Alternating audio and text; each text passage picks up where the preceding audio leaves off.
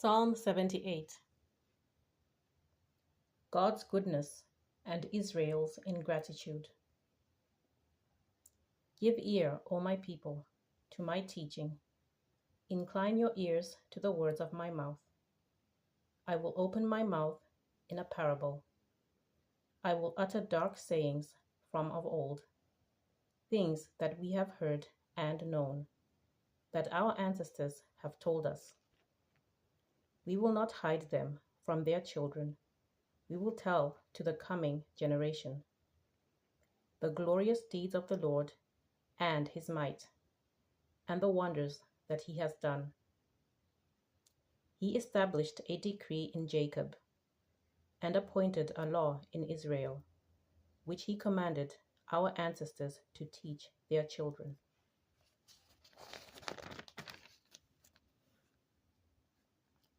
That the next generation might know them, the children yet unborn, and rise up and tell them to their children, so that they should set their hope in God, and not forget the works of God, but keep his commandments, and that they should not be like their ancestors, a stubborn and rebellious generation, a generation whose heart was not steadfast, whose spirit was not faithful to God. The Ephraimites, armed with the bow, turned back on the day of battle. They did not keep God's covenant, but refused to walk according to his law. They forgot what he had done and the miracles that he had shown them. In the sight of their ancestors, he worked marvels in the land of Egypt, in the fields of Zoan. He divided the sea and let them pass through it, and made the waters stand like a heap. In the daytime he led them with a cloud, and all night long with a fiery light. He split rocks open in the wilderness, and gave them drink abundantly, as from the deep.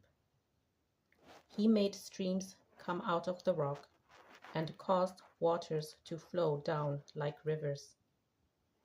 Yet they sinned still more against him, rebelling against the Most High in the desert. They tested God in their heart by demanding the food they craved. They spoke against God, saying, "Can God spread a table in the wilderness?" Even though he struck the rock so that water gushed out and torrents overflowed, can he also give bread or provide meat for his people? Therefore, when the Lord heard he was full of rage, a fire was kindled against Jacob. His anger mounted against Israel, because they had no faith in God and did not trust his saving power. Yet he commanded the skies above and opened the doors of heaven. He rained down on them manna to eat and gave them the grain of heaven. Mortals ate of the bread of angels. He sent them food in abundance.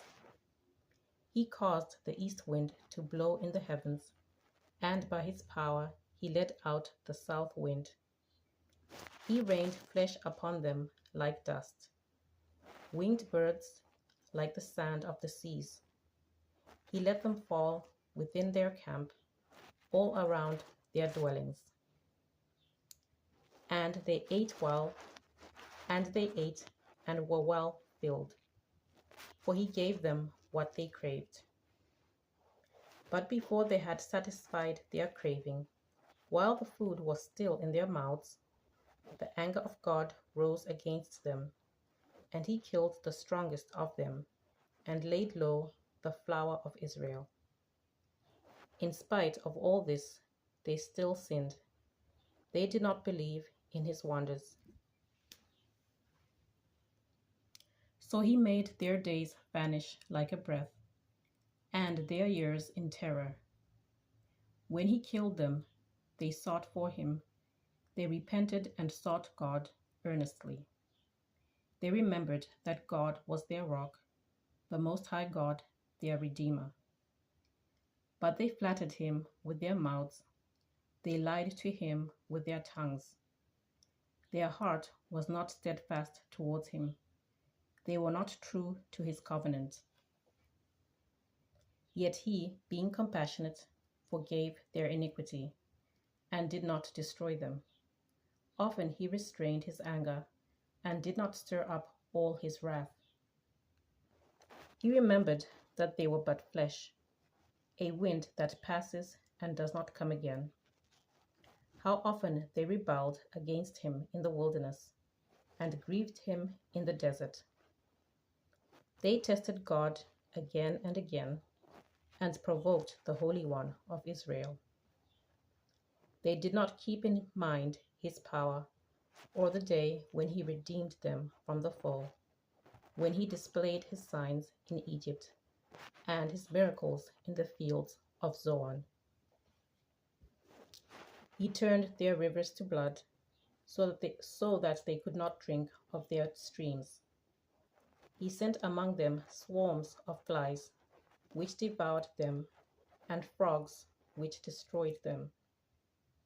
He gave their crops to the caterpillar, and the fruit of their labor to the locust. He destroyed their vines with hail, and their sycamores with frost. He gave over their cattle to the hail, and their flocks to thunderbolts. He let loose on them his fierce anger, wrath, indignation, and distress, a company of destroying angels. He made a path for his anger. He did not spare them from death, but gave their lives over to the plague. He struck all the firstborn in Egypt, the first issue of their strength in the tents of Ham. Then he led out his people like sheep, and guided them in the wilderness like a flock. He led them in safety, so that they were not afraid. But the sea overwhelmed their enemies. And he brought them to his holy hill, to the mountain that his right hand had won. He drove out nations before them. He apportioned them for a possession, and settled the tribes of Israel in their tents. Yet they tested the Most High God, and rebelled against him. They did not observe his decrees, but turned away and were faithless like their ancestors. They twisted like a treacherous bow. For they provoked him to anger with their high places. They moved him to jealousy with their idols. When God heard, he was full of wrath, and he utterly rejected Israel. He abandoned his dwelling at Shiloh, the tent where he dwelt among mortals, and delivered his power to captivity, his glory to the hand of the foe. He gave his people to the sword, and vented his wrath on his heritage.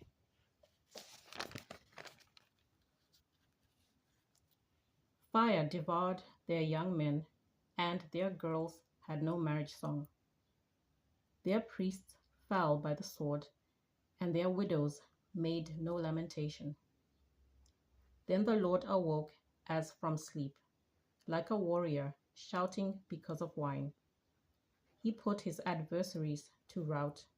He put them to everlasting disgrace. He rejected the tent of Joseph.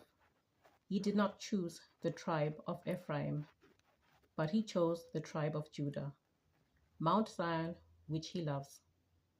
He built his sanctuary like the high heavens, like the earth, which he has founded forever. He chose his servant David and took him from the sheepfolds. From tending the nursing ewes, he brought him to be shepherd of his people Jacob, of Israel, his inheritance. With upright heart he tended them and guided them with skillful hand.